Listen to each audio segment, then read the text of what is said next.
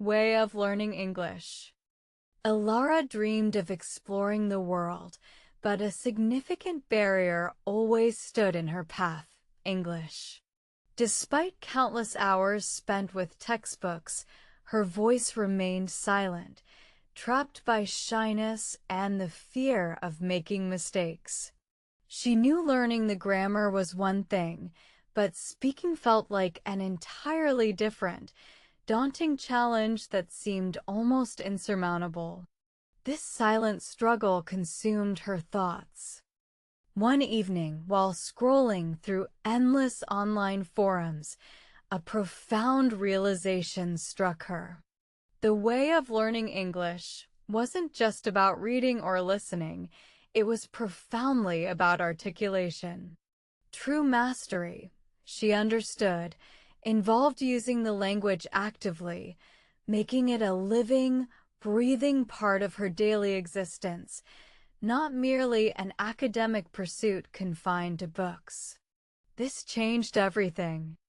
A compelling headline caught her eye: "Why You Should Practice Speaking." It explained that speaking practice solidifies grammar rules, expands vocabulary, and builds crucial confidence faster than any other method. The article emphasized that active vocalization imprints the language deeper into your memory, making recall instant and natural when you genuinely need it. It became clear. Elara decided to embrace this advice wholeheartedly. Her first step was simple, yet terrifying: talking to herself. She began with mundane daily activities, describing them aloud in English as they happened. "I am making coffee," she'd whisper, then, "the water is boiling now." This private practice was her sanctuary, free from judgment, allowing her to experiment. This quiet exercise, how to talk at home to yourself, became her daily ritual. She narrated her morning routine, discussed her thoughts on a book, or even described the weather outside her window. It felt strange at first, like having a one-sided conversation, but soon it began to feel natural, almost like having a patient tutor. She practiced forming complete sentences, focusing on correct pronunciation and natural intonation. The kitchen became her classroom, the living room her debate stage. This consistent effort, though unseen by others, slowly chipped away at her ingrained fear of speaking. Each whispered word built a tiny brick in her confidence wall. As days turned into weeks, Elara noticed a subtle but significant shift. Her thoughts, once solely in her native tongue, now occasionally formed in English. She was not just translating, she was starting to think directly in the language, a breakthrough she had long hoped for, indicating deeper assimilation. The next logical step was how to speak with people. This presented a new set of challenges, demanding courage she wasn't sure she possessed. Online language exchange platforms seemed like a less intimidating starting point than face-to-face interactions, offering a layer of anonymity that eased her initial apprehension. Her first video call was nerve-wracking. Her voice trembled, and words felt sticky on her tongue. But her partner was patient, encouraging, and understanding. This initial positive experience proved invaluable, showing her that many others were in the same boat, eager to learn and willing to support. She learned to ask open-ended questions to keep the conversation flowing and to actively listen, not just plan her next sentence. The fear of silence lessened as she realized that pauses were natural, giving her time to formulate her thoughts and choose her words more carefully. How to improve your English became a guiding principle. She didn't just speak, she consciously sought out opportunities to immerse herself. Watching English movies without subtitles, listening to podcasts, and reading online articles became part of her daily learning regimen, complementing her speaking practice. She kept a small notebook, jotting down new phrases and expressions encountered during her conversations or media consumption. Reviewing these notes regularly helped reinforce new vocabulary and context, making them easier to recall during future interactions. Learning was holistic. Recognizing that fluency wasn't just about knowing words, but about using them smoothly, she focused on how to improve your fluency. This involved practicing linking sounds, using natural contractions, and employing common fillers like you know or well appropriately, making her speech sound more authentic. She recorded herself speaking and listened back, cringing at first, but then objectively identifying areas for improvement. This self-assessment was crucial for refining her pronunciation and intonation, spotting repetitive grammatical errors, and improving her overall delivery and rhythm. Practicing storytelling, even simple ones, helped her connect ideas more cohesively. She'd recount her day or describe a vivid dream, forcing herself to string together sentences naturally, without translating word for word from her native language. This built narrative flow. For how to remember words, Elara discovered the power of spaced repetition. Instead of cramming, she used flashcard apps that presented words at optimal intervals, just as she was about to forget them, reinforcing long-term memory retention effectively. She also created vivid mental images or short, silly sentences to associate with new words. For example, benevolent made her think of beneath a tent, a voluntary old man, connecting the sound to a meaning and a visual. This made learning fun. Contextual learning was paramount. Instead of memorizing isolated words, she learned them in phrases or sentences. Understanding how a word was used in a real-world context made it far more memorable and easier to deploy accurately in her own conversations. How to learn English was no longer a vague concept, but a structured, multifaceted approach. It blended active speaking with passive listening, targeted vocabulary acquisition, and consistent self-correction, building a comprehensive and effective learning system tailored for her. She understood that consistency trumped intensity. Short, regular practice sessions were more beneficial than sporadic, marathon study sessions. Even 10 minutes a day dedicated to speaking made a significant difference over time, accumulating steady progress. Elara also learned to embrace mistakes as learning opportunities. Every misspoken word or grammatical error was a chance to understand why it was wrong and how to correct it. This shift in mindset removed much of the pressure and fear. She started participating in online discussion groups related to her hobbies, forcing herself to articulate opinions and respond to others in English. This authentic communication pushed her beyond rote exercises into real-time, meaningful interactions.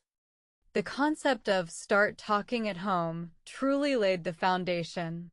It demystified the process, proving that significant progress could be made even without immediate access to native speakers.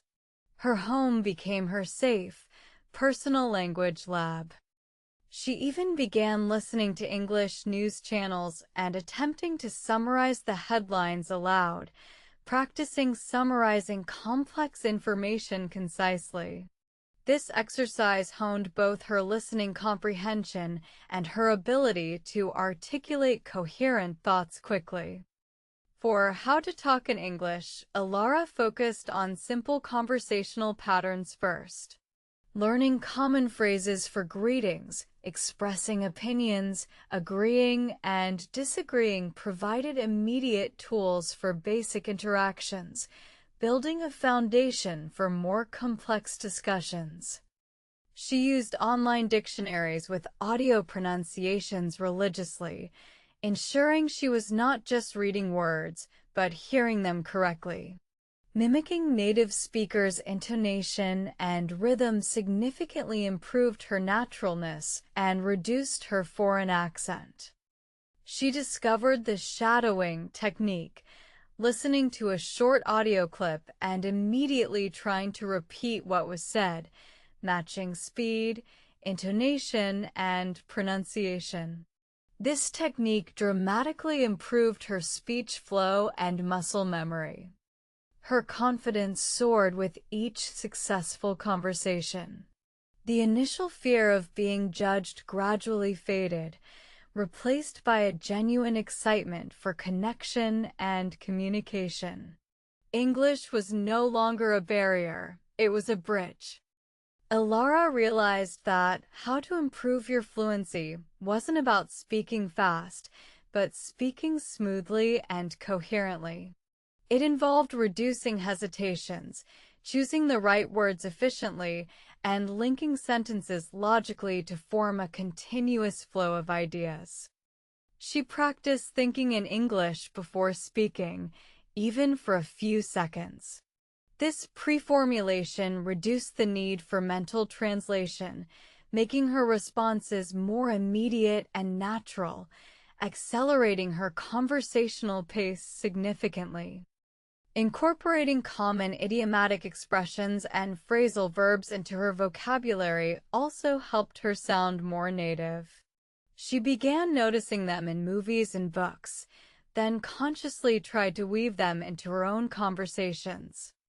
The journey of how to remember words became less about brute force memorization and more about active engagement. She would use new words in sentences right away, either written or spoken, to make them stick. She utilized language learning apps that incorporated gamification, making vocabulary practice feel like a fun challenge rather than a tedious chore. Daily streaks and points motivated her to maintain consistency and expand her word bank continuously.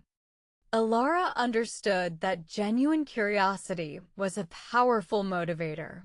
Learning about topics she found interesting in English, whether through articles, videos, or podcasts, made the language acquisition process enjoyable and sustainable. Her focus shifted from perfection to progress. She celebrated small victories, like understanding a complex joke or successfully navigating a nuanced conversation. Each step forward, no matter how tiny, was a reason to keep going. The way of learning English truly transformed her life. From a hesitant learner, she blossomed into a confident communicator, capable of expressing herself clearly and engaging meaningfully with people from diverse backgrounds. Her travel dreams became reality. She navigated bustling foreign markets, held engaging conversations with locals, and formed new friendships, all thanks to her newfound English proficiency and the courage she cultivated. She even started helping others on language exchange forums, sharing her journey and practical tips for how to speak with people. Her own struggles made her an empathetic and effective mentor, inspiring many. The advice, how to improve your English, resonated deeply with her. It wasn't about expensive classes, but about consistent, deliberate practice and a willingness to step outside her comfort zone daily, embracing new challenges. She realized that fluency was a continuous spectrum, not a final destination. There was always something new to learn, a new nuance to grasp, a new expression to master, keeping her learning journey exciting and dynamic. How to talk at home to yourself remained a cornerstone of her practice, a private space for reflection and rehearsal. It was her personal training ground, where she could refine her thoughts before expressing them publicly. She encouraged everyone to start talking at home as the most accessible entry point to active language practice. It removed the initial pressure and allowed learners to build a strong foundation at their own pace. Elara's story became an embodiment of how to talk in English successfully. It showed that consistent effort, strategic practice, and a positive mindset could overcome even the deepest language barriers over time. Her improved "How to Improve Your Fluency" was evident in her natural flow, reduced hesitation, and the ease with which she articulated complex ideas. She no longer translated, she thought and spoke directly. The strategies for how to remember words proved incredibly effective, ensuring her vocabulary was not just expansive, but also readily accessible for spontaneous conversation. Words became tools, not hurdles. Elara's journey was a testament to the power of self-belief and persistent effort. She transformed her frustration into determination, turning a daunting task into a fulfilling personal achievement that opened new doors. She frequently reminded new learners that the biggest obstacle wasn't grammar, but fear. Overcoming that initial apprehension, even just by speaking aloud to themselves, was the most crucial first step. The entire way of learning English revolved around this core principle: active engagement. Passively absorbing information was helpful, but active production, especially speaking, cemented the knowledge. Elara's once quiet home was now filled with the confident sound of English, not just from her, but from friends she'd made globally, connecting through her shared language journey. Her world expanded. She had truly mastered the art of how to speak with people, not just in terms of language, but also in building genuine connections and understanding diverse perspectives through effective communication. Her advice to anyone struggling was always the same: start small, start at home. Even 5 minutes of speaking daily could build momentum and confidence surprisingly quickly, leading to greater strides. Why you should practice speaking wasn't just theoretical for her, it was her lived experience, a vibrant testimony to the transformative power of vocalizing your learning and embracing imperfections. Elara's journey showcased that learning English is a holistic process, integrating reading, writing, listening, and especially speaking. Each element reinforced the others, creating a robust skill set for communication. Her fluency was a direct result of consistent application of the methods she discovered and refined. It was a marathon, not a sprint, but every step was worth the effort in the long run. So, if you're dreaming of mastering English, remember Elara's story. Begin by talking at home, then bravely engage with others. Practice speaking, remember words, and let your voice lead the way. Her story underscored that the path to English proficiency is accessible to everyone, regardless of their starting point. It's about finding your rhythm and committing to daily, deliberate practice. The initial fear of imperfection must be overcome by the desire for connection and growth. Every mistake is a lesson, every conversation a step closer to natural, confident communication. Elara proved that you don't need to be perfect to start. You just need to start, and the perfection will slowly follow, guided by your courage and consistent effort.